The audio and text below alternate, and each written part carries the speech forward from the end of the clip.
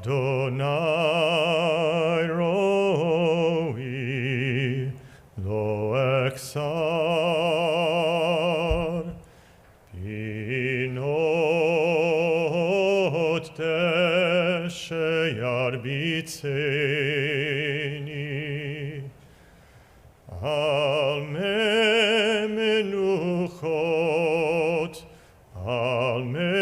menuchot yenaleni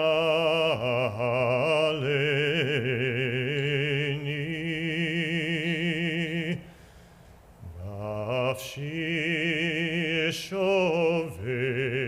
yeshovev yancheni v'magelei tzedek yancheni b'maglei tzedek leman shemo gam ki elech begeit salmavet lo irara ki ata imadi shiftecha umishantecha hema yenachamuni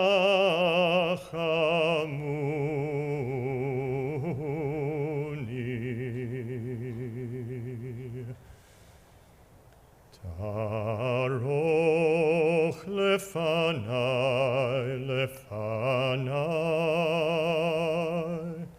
shulchan neged zorerai dishanta bashemen roshi osirevaya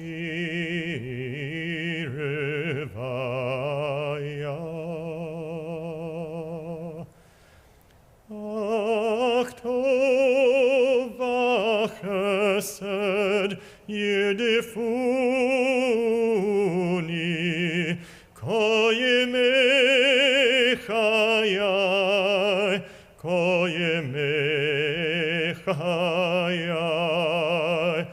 veshavti beveit Adonai leorech yamim.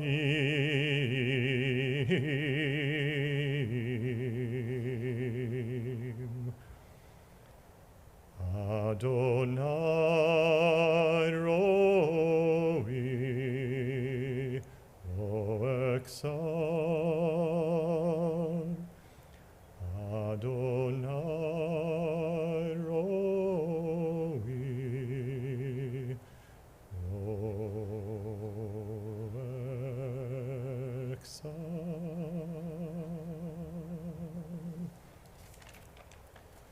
God is my shepherd, I shall not want. God makes me lie down in green pastures, leads me beside still waters, and restores my soul. You lead me in right paths for the sake of your name. Even when I walk in the valley of the shadow of death, I shall fear no evil, for you are with me. Your rod and your staff, they comfort me. You have set a table before me in the presence of my enemies. You have anointed my head with oil, my cup overflows. Surely goodness and mercy shall follow me all the days of my life, and I shall dwell in the house of God forever. Good afternoon, everyone. I am Rabbi Jill Rubin, and I am joined on the Biva by Rabbi Joel Mossbacher and Cantor Todd Kipnis. Together, we remember Laura Wechsler, a beloved member of this community, and we join our hearts together to comfort one another during this time of mourning. In Pirkei Avot, we read, Joshua ben Parachia used to say, "Appoint for yourself a teacher and acquire for yourself a companion, and judge all people with the scale weighted in their favor." Laura was our teacher, she was our friend, and she always showed us great empathy and kindness.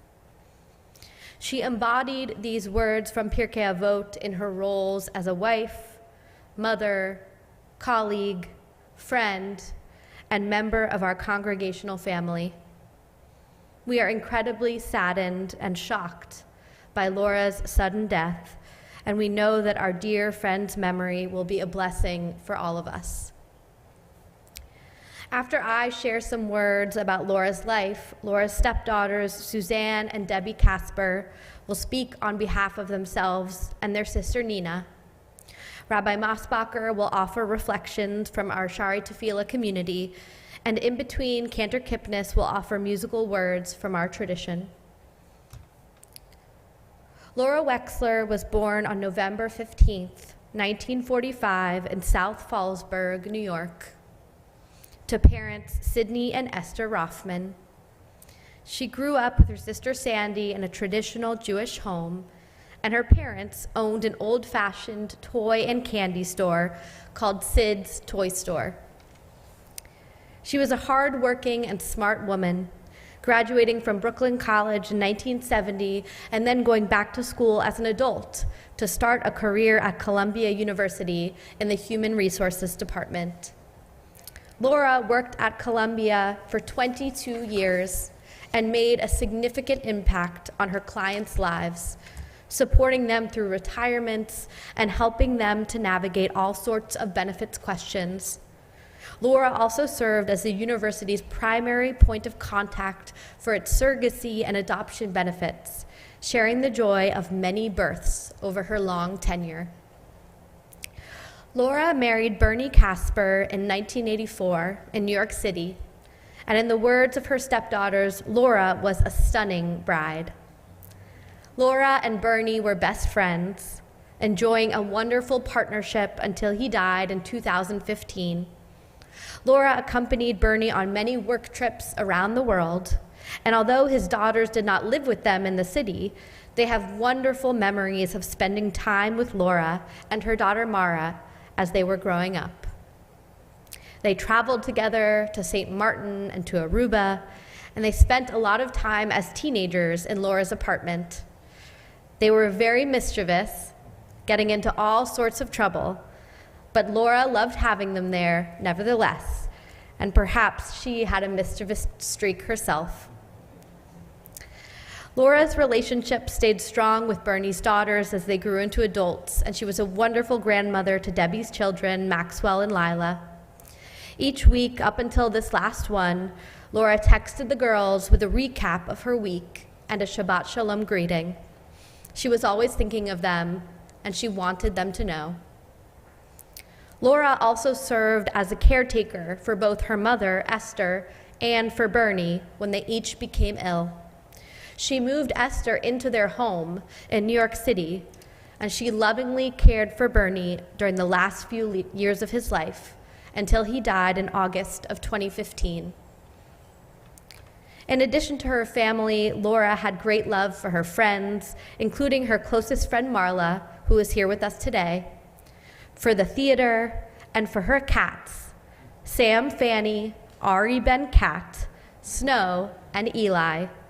And of course, she loved her beloved Temple Shari Tefillah community. As a brand new rabbi, I felt welcomed by Laura with open arms. I felt like I had a secret language with her, as I'm sure many of us did. She would smile at me while sitting in the sanctuary during Friday night services, just right there, a silent nod of approval and warmth. She would gesture to me while I was carrying the Torah down the aisle of the chapel, and I would smile back, our quiet agreement that she would help me undress the Torah. We didn't need to say any words. And most recently, she would simply look at me and say, "Transitions, Jill, transitions." And of course, I would know exactly what she was talking about. She didn't have to say more, and I knew that she was recognizing and appreciating the large transition that I personally was going through, returning to work 4 months after my son was born. She had a quiet wisdom about her, and she helped me feel seen and appreciated in our community. She also loved to study, of course, a rabbi's dream. She called herself a Torah study addict. She attended every single one of my classes and spoke at length about how much she enjoyed her Shari circle that studied Pirkei Avot and now was studying Midrash. This past Shabbat, she excitedly asked me to help her circle think of a new topic for next year. They wanted to continue meeting and studying, she told me, with a bright sparkle in her eye.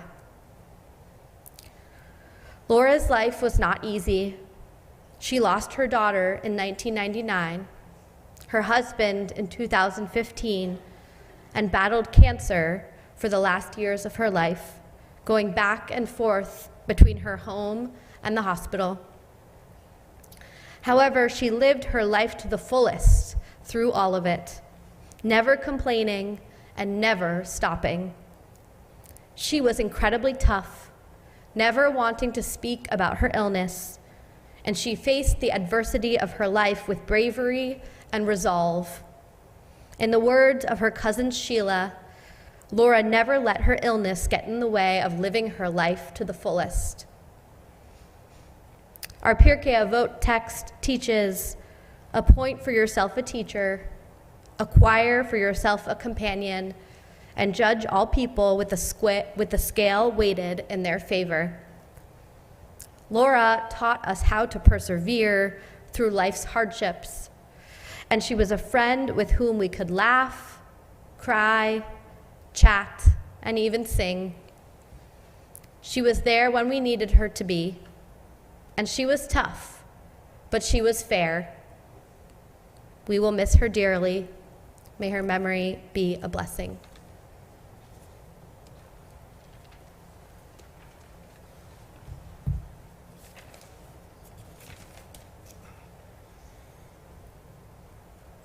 In the rising of the sun, we remember. In the blowing of the wind, we remember. In the opening of buds, we remember. We remember. In the blueness of the sky, we remember. In the rustling of the leaves, we remember. As the year starts and it ends, we remember. We remember. When we're weary and need strength, we remember. When we're lost and sick at heart, we remember. When we've joys we yearn to share, we remember. We remember. So long as we live, they too shall live. They are now a part of us. They are now a part of us. They are now a part of us. As we remember, we remember, we remember.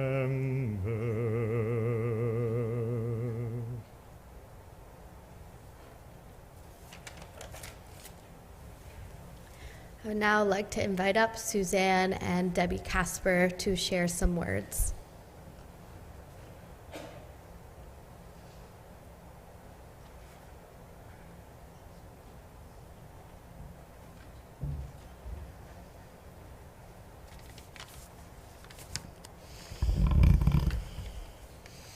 Hello. For those of you who don't know us, we are Suzanne and Debbie Casper. Our other sister Nina could not be here today, but is most definitely here in heart and spirit. Laura was happily married to our father for over, well, not for over 50 years, but for close to half a century. And we have known her for close to half a century. Of course, we love her, and that is why we're standing before you. But we want to talk about Laura's love. Laura loved life. Laura clearly loved New York City and took advantage of all it had to offer. She loved the theater and the restaurants and would happily give her, for better or worse opinion, to all who may ask. But we want to talk about Laura's love. She took advantage. She joined walking clubs, book clubs, and was a caring and active member of this Jewish community and the synagogue. She loved her cat Eli, or as she called him, our fur brother. Although she was a cat person, she never forgot to ask about any of her grandpups. In her almost never forgotten weekly Friday evening check-in with all her loved ones. She sent each one of us, my children, my sisters, a text every single Friday, checking in and always ending with a Shabbat Shalom. And I will miss those Fridays texts. I look forward to them, and I will deeply miss it. She loved her daughter Mara, but she also loved her daughters Suzanne, me, Debbie, and Nina as well. Her son-in-laws, David, Dave, and Ted. But most importantly, she loved her grandchildren, Max and Layla. She was forever interesting and forever interested. For that, we will love and miss her very much. And I think we've all said it many times. She was a strong, strong woman who fought a lot, but she never gave up, and she never complained. And we'll miss her dearly. Truly one of the bravest women that we know. Thank you all for being part of our lives. Thank you.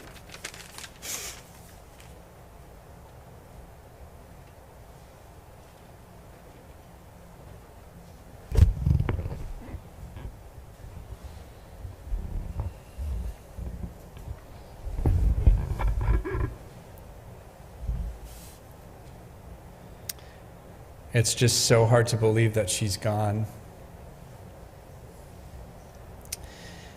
There's a feeling that Laura would just always be here, always a part of this congregation.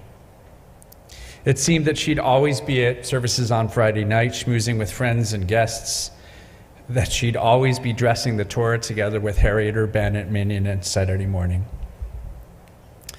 I know that our Minyan will keep meeting and remembering her even as there is a void in our hearts.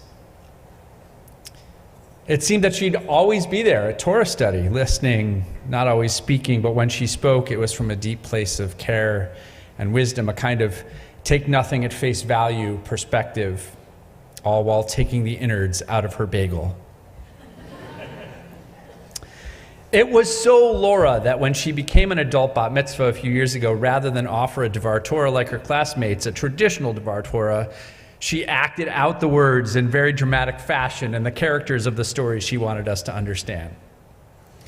There was Laura just a few weeks ago arranging a synagogue outing for Shari's Social Club to Harmony on Broadway, followed by a meal at Junior's. And there was Laura just this past Saturday evening having dinner and, of course, wine with Joanne, as they so often would.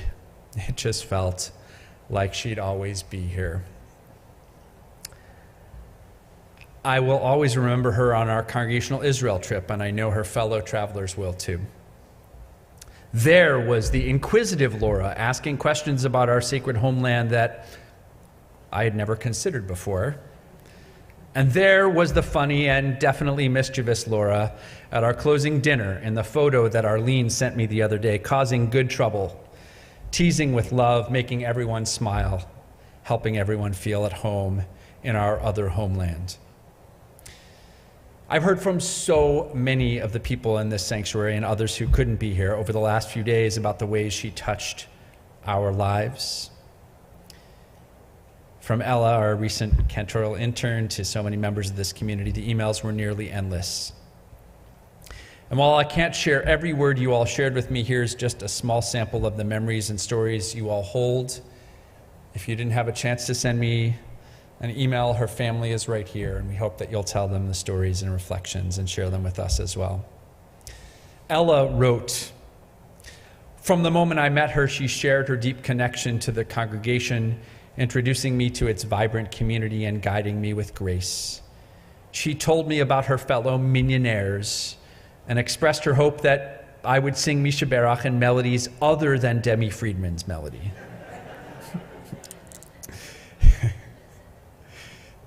This was all during a summer spent at Lenox Hill Hospital in 2022. Rabbi Mosbacher asked me to see her, knowing that she would appreciate a visit from her new cantorial intern and undoubtedly recognizing she'd be my perfect introduction to the congregation. Even if I hadn't been interning at Shari, we were destined to meet, as Laura was admitted to my floor. Laura's resilience and kindness shone brightly, even in the face of adversity. Harriet said, most immediately for Albert and me was her warm greeting whenever we saw her, a little hug, a smile, friendly words. She lit up the weekly minion for us and for all the holidays. Susan wrote, "She always seemed to know more than she let on.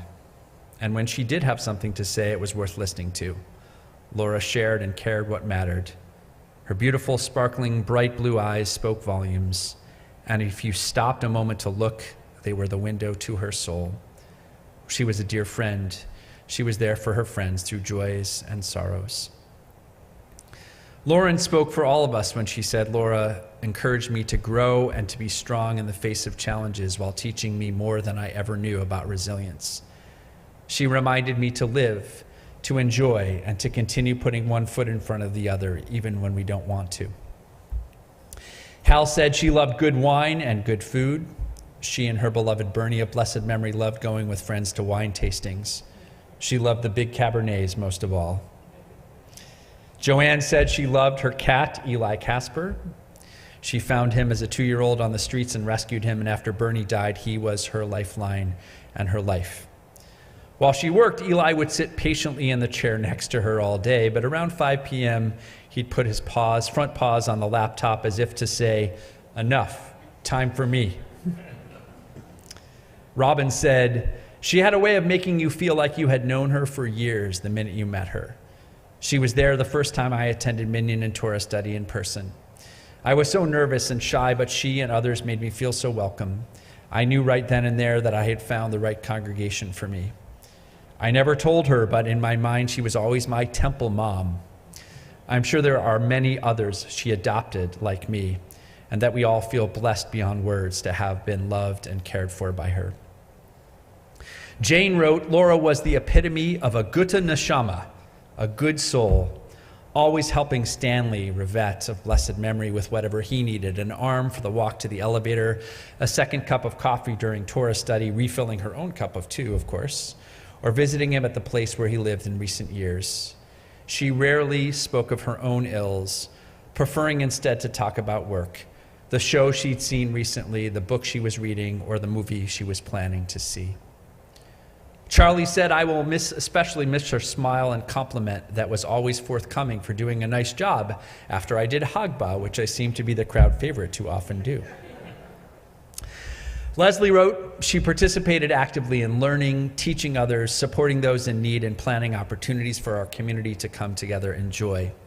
She took such joy from learning with others through Torah study, Shari Circle, studying Pirkei Avot, the book club, from helping others, Sandwich Saturday, Caring Committee, and other community outreach efforts, and from celebrating our community in festivals, social club gatherings, and regular Shabbat services." Penny wrote, "Laura has been my biggest cheerleader since being diagnosed with cancer. Her pep talks were legendary. She was a dear friend and all-around ray of sunshine in my life. Every Friday, she would send me witty, pithy, sly observations about the week that had passed and the upcoming Shabbat. It made me smile and laugh out loud. During weeks that were really difficult for me treatment-wise, it made me hopeful.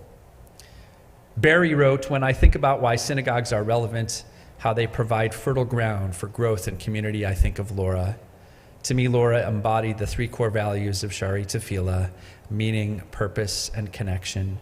She formed deep and strong relationships with so many people through her warm presence and boundless curiosity. Carol said, when Laura was going through some really hard times, she would tell all of us that her mother said, "Our family doesn't get sick, so I'm not sick." And that was the end of the conversation. Laura never complained about her ongoing and endless treatments. She was a force of nature, Carol wrote, always able to find some sunlight in the dark with a bit of a smirk on her face. And Ben said, we will miss Laura and her ready smile, her ready quip, her generous spirit. It will not be the same without her presence. She was a fine member of our congregation and a wonderful part of our community. We will long remember her. Friends, I don't know about you, but to me it felt like Laura would just always be here. And from all of these words and memories and reflections, it is clear that through us, Laura will always be here. Her commitment to her girls, her dedication to this congregation, her way of leading by her actions, her wry sense of humor, the way she modeled lifelong learning and growth, of resilience, and above all, of Menschlichkeit. These will be with us always as an inspiration, as an agitation, as a North Star for each and every one of us who had the blessing to be in her orbit. I hope that we each always feel wrapped and cared for in the many blessings of her memory, just the way she lovingly wrapped the Torah most Shabbat mornings. Zichronah livracha, may her memory live as an enduring blessing.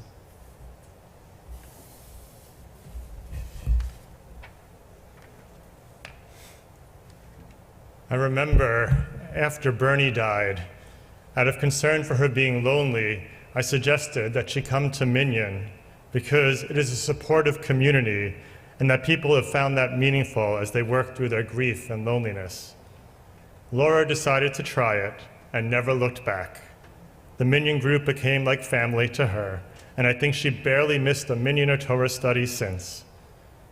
Most people I have suggested that to have not taken me up on it, but Laura did. I was thinking about why she did, and I realized it is because Laura loves people and loves community.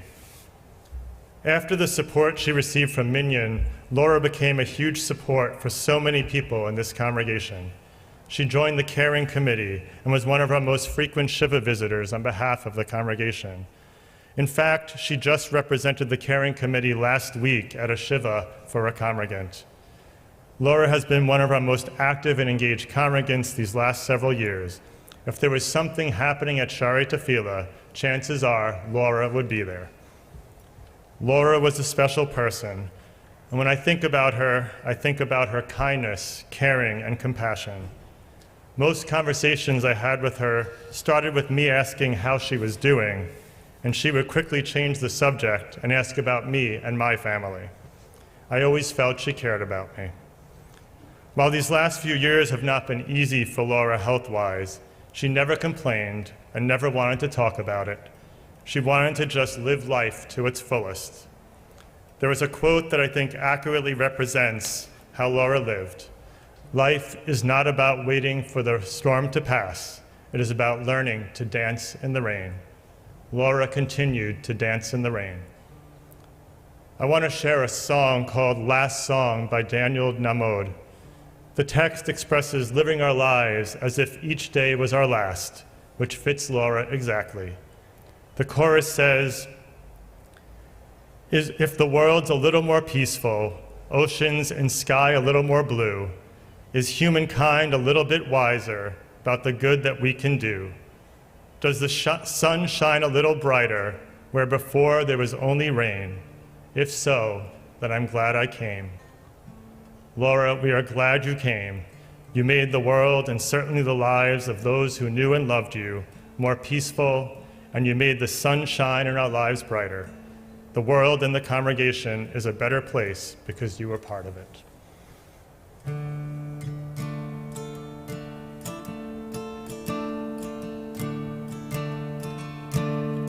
If this is my last song, if this is my final day, if tomorrow I'll be gone, what do I want to say? If this is my last song, if it's my time to go, when my body's moved on, what will I have to show?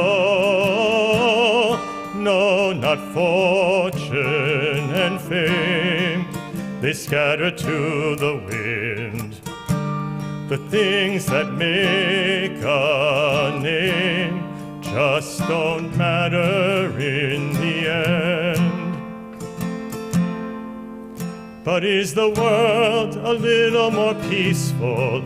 Oceans and sky a little more blue? Is humankind a little bit wiser about the good that we can do? Does the sun shine a little bit brighter where before there was only rain? If so, then I'm glad I came. If these are my last words for all of the earth to hear, if all that I have ever been is about to disappear, if these are my last words, there's nothing that I need to say. I have only tried to serve. It's never been about talking anyway. So much hurt there is to heal, it's hard to understand. All I can hope to feel is that I am doing what I can. Is the world a little more peaceful? Oceans and sky a little more blue? Is humankind a little more wiser about the good that we can do?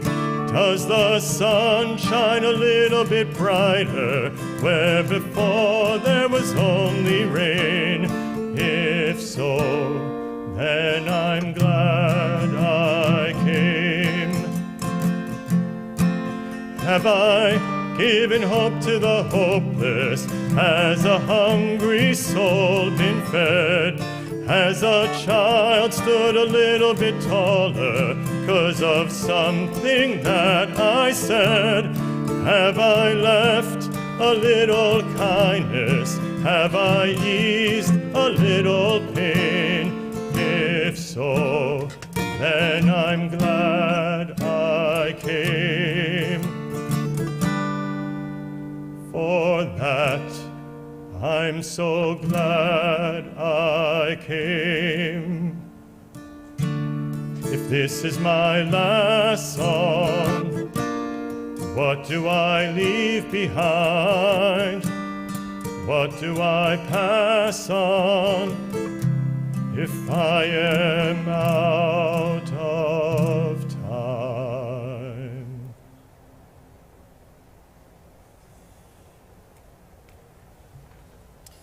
We invite you, please, to stand for El Malei Rachamim. El Malei Rachamim, Shochem Amromim, Hametzei Menucha Nechona, Tachat Kanfei HaShekhinah,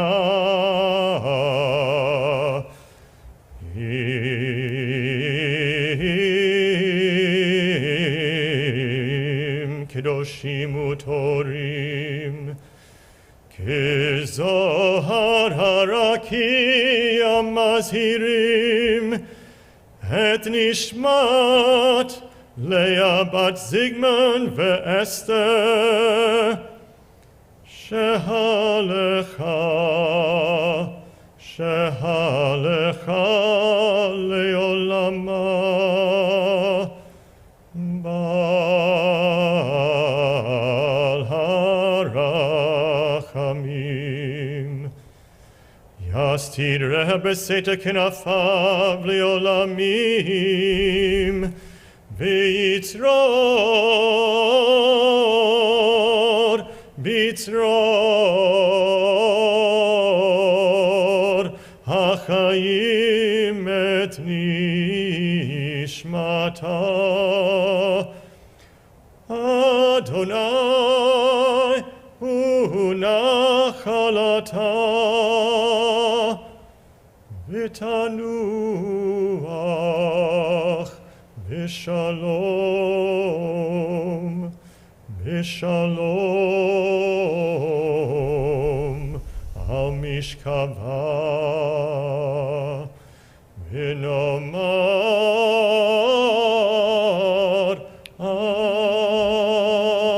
Amen. Compassionate God, eternal Spirit of the universe, grant perfect rest in your sheltering presence to our friend and loved one, Laura Wechsler, who has entered eternity. O God of mercy, let her find refuge in your eternal presence, and let her soul be bound up in the bond of everlasting life. God is her inheritance. May she rest in peace, and we say together, Amen. Amen. And we'll conclude our service with Kaddish. The words of Kaddish can be found in the prayer books in front of you on page 294.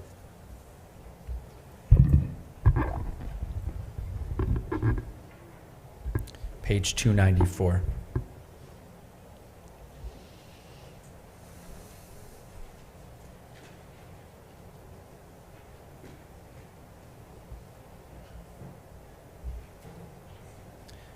Yitgadal v'yitgadash shemei rabba be'alma tivra chirute v'yamlich malchute b'chayechon u'v'yomechon v'chaye dechol beit Yisrael ba'agala v'zman kariv v'imru amen. Yehi shmei rabam varach le'alam u'lalmei almaya yitbarach v'yishtabach v'yitpa'ar v'yitramam v'yitnaseh Vitadar, Vitale, Vitalal, Shemed Kudsha Brichu. La'ela min kol birchata v'shirata, tushbechata v'nechemata, da'amiran be'alma v'imru, amen.